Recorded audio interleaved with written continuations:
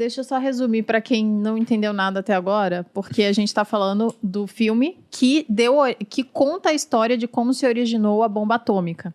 E o Projeto Manhattan, que a gente falou várias vezes, foi o projeto que fez com que eles juntassem todos os conhecimentos e dessem origem à bomba atômica no final. A logística. A logística, tudo. E a grana, principalmente, né? Ah, é verdade. Explica pra gente um pouco do Manhattan, por favor, Sacani. Cara, vamos, pra explicar, explicar essa parte aí, a gente tem que voltar um pouquinho no tempo, né? Até para contextualizar o pessoal, é o seguinte, né? Se a gente voltar ali no final do século XIX, a gente tava com a Marie Curie e tal, que descobriu os elementos que tinham radioatividade natural. Então você deixava ele ali, ela até morreu por causa disso, né? Sim. Que ela morreu por causa da radioatividade. Ela, o marido. Ela, todo mundo ali, né? O caderno dela tem radioatividade até hoje. Lá, você vai lá no museu, lá na França, tem radioatividade até hoje no caderninho que ela anotava as coisas. Isso aí foi uma coisa muito importante. O começo do século XX ali, começo dos anos 1900, foi muito importante para a física também. A gente teve a relatividade ali, 1905 e tal. E existia um grande esforço mundial para se entender o átomo. Então o átomo era um grande mistério, que o átomo era a partícula fundamental. Hoje a gente sabe que tem muito mais partícula, mas naquela época o átomo era a partícula fundamental. Então como que entender o átomo? O que é o átomo? Então vem ali vários anos com muitas descobertas importantes. Se descobre o próton, se descobre o elétron, depois passa um tempinho, se descobre o nêutron, né, que é uma parte ali do núcleo atômico. Então você vai descobrindo várias coisas. E quando você descobre o núcleo atômico e você começa a imaginar que você pode quebrar o núcleo atômico, que é a tal da fissão nuclear, os físicos começam a fazer contas e falam assim, caramba, cara, a energia que tem armazenada no núcleo atômico, ela é muito grande. Então, se a gente conseguir quebrar o núcleo atômico de uma forma controlada, a gente produz muita energia. Não é pouca, não, é muita. E isso começou a virar um negócio. Falou, caramba, então vamos... Só que isso aí era teoricamente, por enquanto. Ninguém ainda tinha feito a tal da fissão nuclear, que era quebrar o núcleo atômico. Então começou uma corrida, principalmente, e aí que é muito interessante, na Alemanha. A Alemanha tinha muito físico bom. Einstein, Heisenberg, toda uma galera lá muito boa. E a Alemanha, aí a gente tem que entrar com a parte da geopolítica, né? Que a gente está ali no comecinho dos anos 30 e tal, tinha acabado a Primeira Guerra Mundial, tinha aquele tratado lá, né? O Tratado de Versalhes, né? De desmilitarizar a Alemanha e tal. Mas a Alemanha, ela vai para a Tchecoslováquia e ela escolhe lá, na hora que fazem uma das reuniões lá para dividir, a Alemanha fala, cara, beleza, vocês podem ficar com tudo, eu quero ficar só com uma partezinha da Tchecoslováquia, que são os Sudetos. Por quê? Porque ali tinha as maiores minas de urânio na época.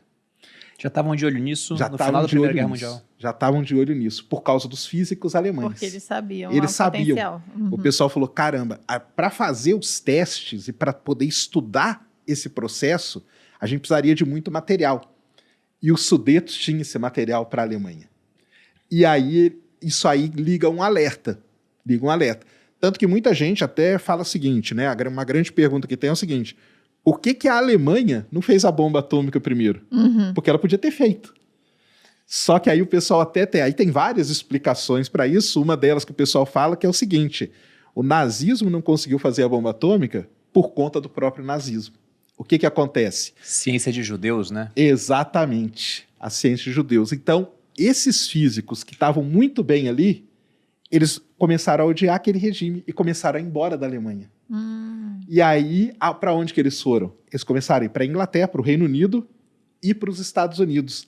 Algumas universidades americanas, e aí que o Oppenheimer entra na história, na verdade, ele entra muito antes, porque o Oppenheimer, nessa época, ele já estava lá na Universidade da Califórnia, em Berkeley, e ele cria um departamento ali, e ele abre meio as portas para trazer físicos alemães, porque o Oppenheimer, ele tinha estudado em Göttingen, na Alemanha. Entendeu? Que lá na Alemanha você tinha duas grandes universidades, uma delas em física experimental e Göttingen, que era na física teórica, que era o Born, aqueles caras todos.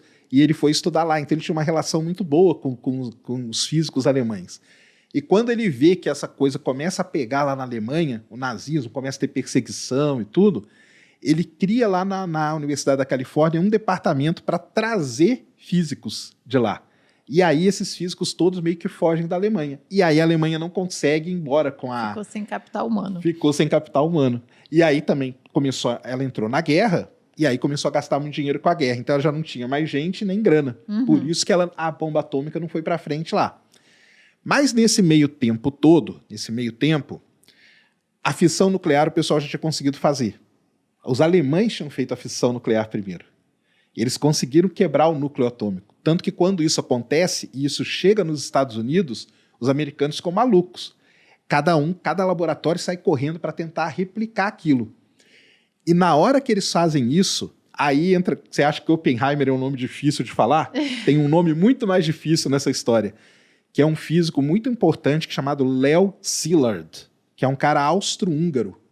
E ele é muito importante nessa história toda, por quê?